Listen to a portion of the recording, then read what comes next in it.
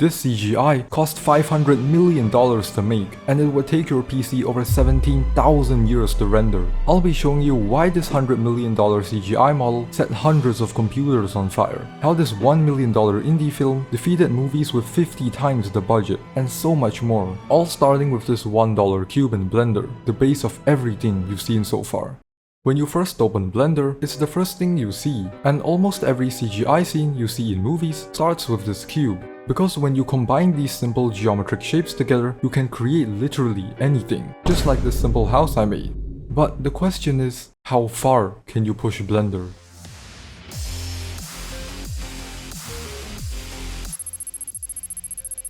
$2,400 artists, $10,000 of prizes on the line. This YouTuber called Punisher hosted the world's largest CG challenge, Alternate Realities. He provided an animation of a man walking through an apocalyptic city, and participants had to recreate the scene in different worlds. The most creative and unique would win. And he was going to reward the top 5 with life-changing prizes, like this $2,300 smart suit, this $1,000 VR headset, and even cloud rendering credits, which allows you to render complex scenes on the cloud instead of your own PC. The competition was brutal, and it pushed Blender to its absolute limits. From a soldier in an intergalactic war to the nostalgic vibes of Studio Ghibli, and even this shaving cream man escaping the bathroom, they created the multiverse. And the competition was so close that every frame could be used as a wallpaper, but only 5 of them were going to win.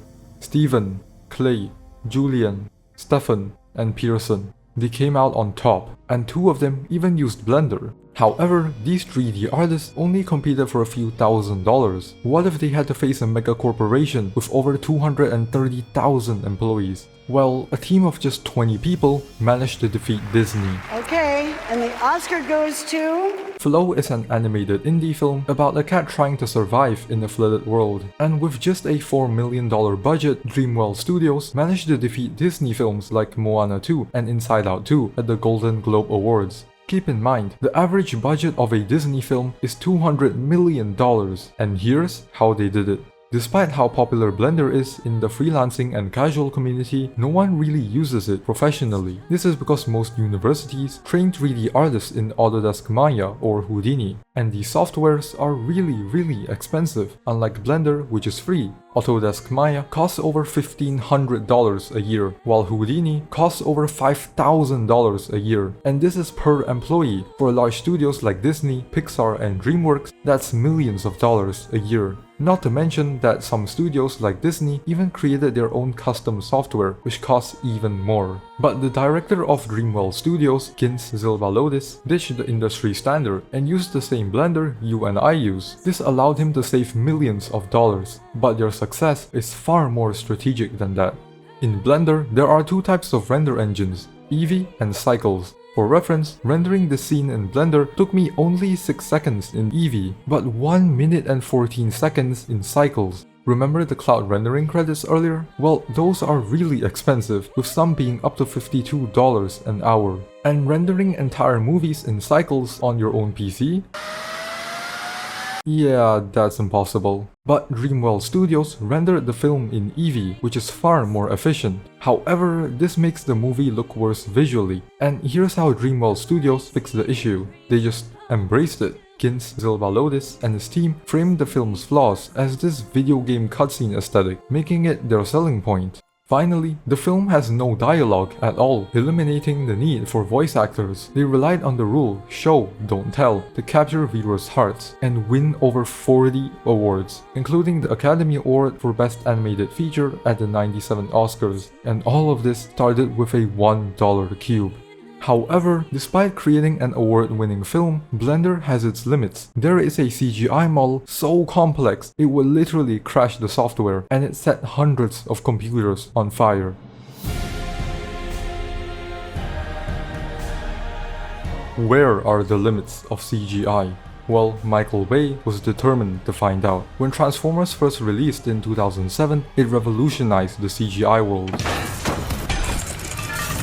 A truck exploding into thousands of mechanical parts, with every part recombining into a giant mech. And that sound when it's done? Damn, that's satisfying. Optimus Prime, Bumblebee, Megatron, every single Transformer has its own unique custom animation, and just a single one of them contains over 10,000 individual pieces of geometry. However, there is one Transformer which is not 1 times, not 2 times, not 3 times, but 5 times more complex than every other Transformer. And it's so complex, Guinness World Records even awarded it with most complicated single computer graphics model in a film. 52,632 individual pieces of geometry, 11.7 million polygons. Devastator is so complex, it can fit approximately 21.8 Megatrons. And keep in mind, the best GPU in 2009 was the GTX 295, which is over 30 times weaker than the GPUs today. I even tried to render Optimus Prime, which is 5 times simpler, on my own PC. I mean, it can't be that bad, right? It's bad. 2009 tech clearly wasn't ready, but Michael Bay didn't care, and the result? Total disaster. My machine actually completely froze and had a total meltdown. They said that the motherboard was dead, the hard drive had failed, and the memory was fried. And the worst part was that Michael Bay told them to render the scene in IMAX, which has 8 times more pixels than usual, and each frame took up to 72 hours to render. Yes, a frame, not a second. However, you and I both remember seeing Devastator in Revenge of the Fallen. Well, here's how they made it work. ILM, the VFX studio behind Transformers, divided Devastator into 6 different parts, with each part being a different vehicle. Now, this is exactly what we saw in the movie, which is also why Devastator has multiple colors, unlike your average Transformer. But that's not all. They also used a system called Pawn to hide detail. Basically, ILM created multiple versions of Devastator with different levels of detail, and Pawn was the lowest possible resolution used in the early stages of production. This allowed animators to animate the movement and physics of Devastator in real time. Meanwhile, the high detail mode was only used in the final render. However, even though it was a disaster, they still had workarounds. But what happens when no existing technology can fulfill your vision? Well, a movie director had to literally invent new technology to bring his ideas to life.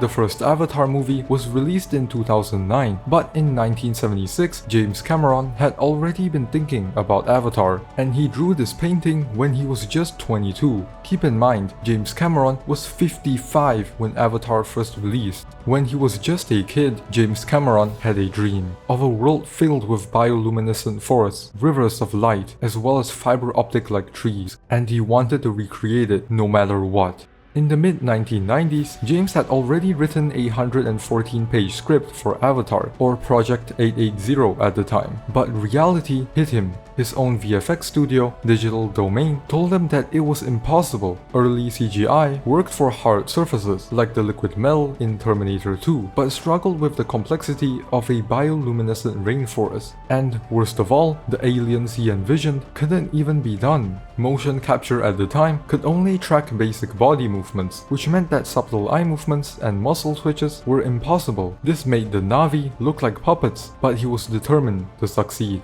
He waited for over a decade, and during this time, he and his team developed not 1, not 2, but 3 different new technologies. Performance capture allowed him to track every muscle movement and eye flicker on the actors' faces. Next, he invented the virtual camera system, which allowed him to see the virtual world of Pandora in real time on a bare stage. This gave him the ability to adjust camera angles and lighting in real time. Finally, he created the Fusion 3D camera system by combining 2 high-definition cameras to mimic a human's binocular vision. This got rid of the cardboard cutout effect common in older 3D films, and all of this work paid off. Avatar became the highest grossing film of all time, making nearly $3 billion.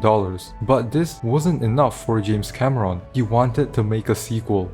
However, things didn't go as planned. You might think that after all that effort, the technology would have been good enough. It wasn't. In Avatar: Way of the Water, they had new problems, because most of the film would be underwater, unlike the first Avatar. Reflections in the water interfered with the camera, and they couldn't track the actors' movements, so they put thousands of plastic balls in the water, which prevented the reflection of light. They even used special underwater camera lenses that were originally designed for the Navy. However, after all this, there was one final hurdle. All 3 Avatar movies required too much computational power. We would die before the movie was released.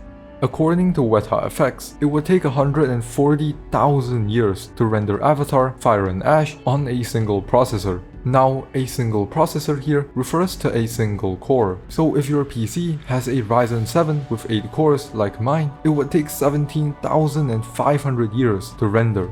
However, they managed to barely get by with a massive render farm, and all of this effort created a legendary franchise. All 3 Avatars broke into the top 20 highest grossing films of all time, with 2 standing tall in the top 10. But James Cameron's legendary tale isn't over yet, which really makes me wonder, what is James Cameron going to invent next? From a $1 cube to technology that revolutionized an entire industry, that's the power of CGI.